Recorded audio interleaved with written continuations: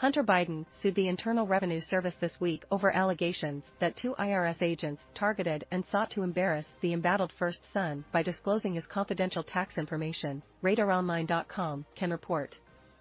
In a surprising development to come 4 days after President Joe Biden's son was indicted on 3 federal gun charges, Hunter filed a lawsuit against the IRS on Monday morning.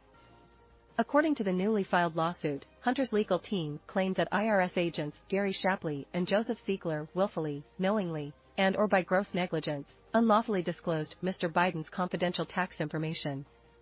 The younger Biden reportedly demanded $1,000 in damages for each and every unauthorized disclosure of his tax returns. Biden is the son of the President of the United States, Hunter's legal team wrote in the IRS lawsuit. He has all the same responsibilities as any other American citizen, and the IRS can and should make certain that he abides by those responsibilities. Similarly, Mr. Biden has no fewer or lesser rights than any other American citizen, and no government agency or government agent has free rein to violate his rights simply because of who he is, the suit continued. Yet, the IRS and its agents have conducted themselves under a presumption that the rights that apply to every other American citizen do not apply to Mr. Biden. The lawsuit specifically named Shapley and Ziegler and argued that the 2 IRS agents targeted and sought to embarrass President Biden's son through a series of statements the pair made to the media. Both Shapley and Ziegler testified as whistleblowers before the House Oversight Committee earlier this year. The pair testified that they suffered various limitations when tasked with investigating Hunter's taxes and finances.